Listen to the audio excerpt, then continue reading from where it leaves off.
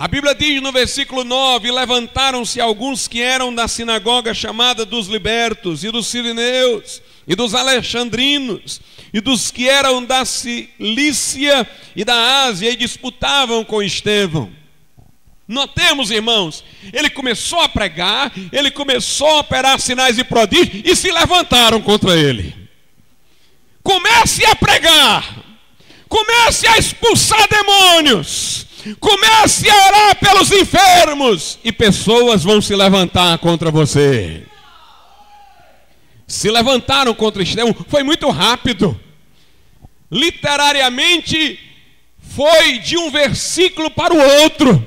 Num versículo ele está pregando e operando sinais e prodígios, no outro se levantam contra ele. Alguns da sinagoga chamada dos libertos, eu fico até imaginando, irmãos, Estevão devia ser tido como bem radical, porque foram os chamados libertos, os que gostavam de falar em liberdade, o de uma sinagoga que enaltecia a liberdade, que se levantou contra Estevão. Inclusive eram judeus de formação helenística, porque aqui diz que entre eles estavam alexandrinos. Os de Alexandria eram inteirados da filosofia grega. Filo de Alexandria foi um judeu teólogo que encontrou uma forma filosófica de expressar as convicções judaicas. Os que se levantaram contra Estevão não foram os judeus formados apenas na tradição hebraica, mas foram judeus de formação grego-filosófica. Começaram a disputar com ele, começaram a argumentar com ele. Mas o versículo 10 diz: e não podiam resistir à sabedoria e ao espírito com que falava. Nem eles resistiam à sabedoria, nem ao espírito com que Estevão falava. Pastor, o que é a sabedoria? São os argumentos.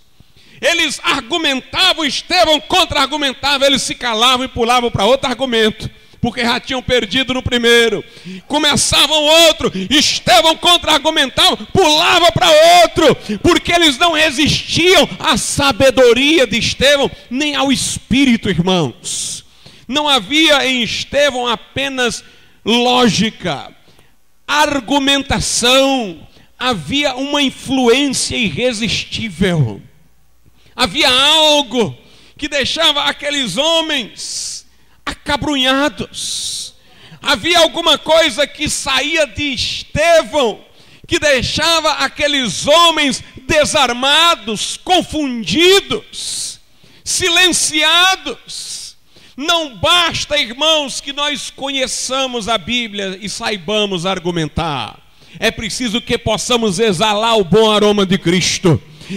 É preciso que, passando pelo vale árido, como diz o salmista, façamos dele um manancial. É preciso que alguma coisa saia de nós enquanto falamos. Vamos falar, mas vamos falar de um modo divino, de um modo sobrenatural, com intrepidez, com ousadia, com poder, com unção, com o Espírito. Paulo diz: a minha pregação não consistiu em palavras persuasivas de sabedoria humana, mas em demonstração do Espírito e de poder.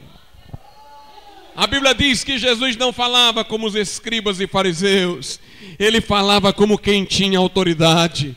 Os soldados que foram prendê-lo voltaram presos pela sua palavra e disseram: nunca ninguém falou como este homem. Meus amados irmãos, nós temos que ter a palavra viva em nossa boca, nós temos que ter a unção do céu. Não basta a sabedoria, é preciso o Espírito animando a sabedoria, dando-lhe irresistibilidade. Como não conseguiam resistir a Estevão, subornaram pessoas, deram dinheiro para que essas pessoas falassem mentiras acerca de Estevão, levantassem falso testemunho, o caluniassem, o difamassem.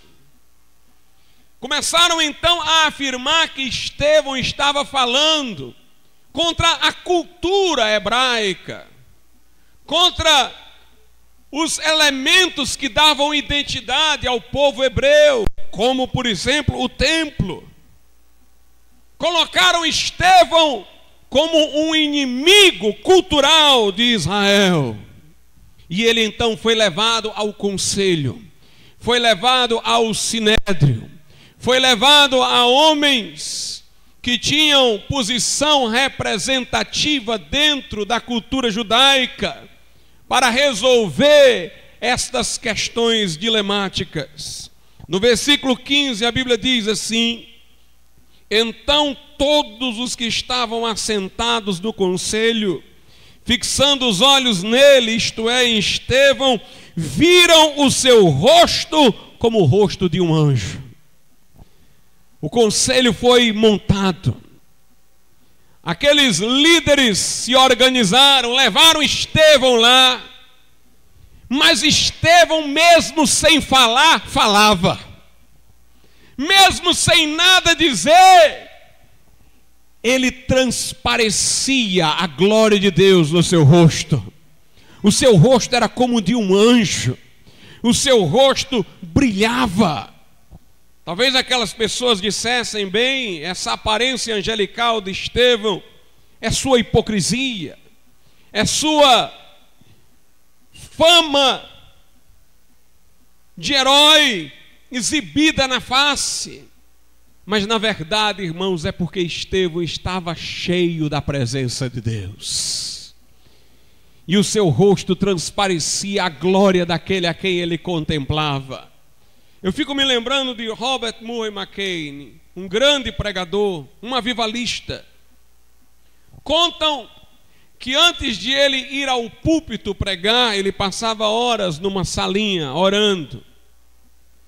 E quando ele saía de lá e dirigia-se ao púlpito, antes que ele pronunciasse a primeira palavra, toda a assembleia estava em lágrimas, só por contemplá-lo, só por olharem para ele, porque ele vinha reluzindo a glória de Deus. Ele vinha transbordando da presença de Deus. Assim também era Estevão. O seu rosto era como de um anjo. Foi dada a oportunidade a Estevão, naquele conselho, naquela reunião, para ele fazer sua defesa pessoal. Na verdade, aquelas pessoas estavam praticamente decididas a sacrificá-lo, a matá-lo.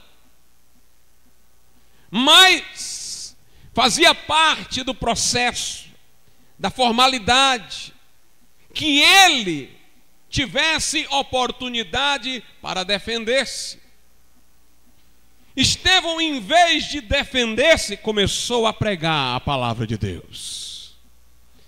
Este homem, irmãos, estava tão livre do seu próprio eu, estava tão livre do apego a si próprio, tão voltado para Deus, para fora, para a sua missão, para Cristo, que naquele momento que traria a muitos nervosismo, que faria muitos clamarem pelos seus direitos, ele nada falou sobre isso. Ele não mencionou que os que o acusavam eram mentirosos, ele não se ocupou disso, de descobrir desses que mentiram os antecedentes.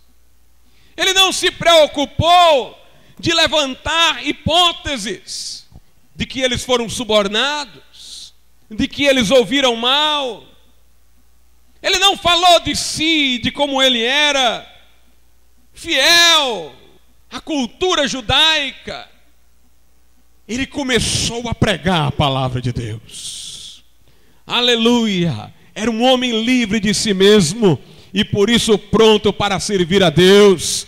Se nós quisermos servir a Deus como convém fazer, nós temos que nos libertar de nós mesmos. Temos que poder dizer como Paulo: eu já estou crucificado com Cristo, e agora vivo não mais eu, mas Cristo vive em mim. Nós temos, meus amados irmãos, que poder dizer como Paulo: eu não tenho a minha vida por preciosa, contanto que eu cumpra a carreira que me está proposta.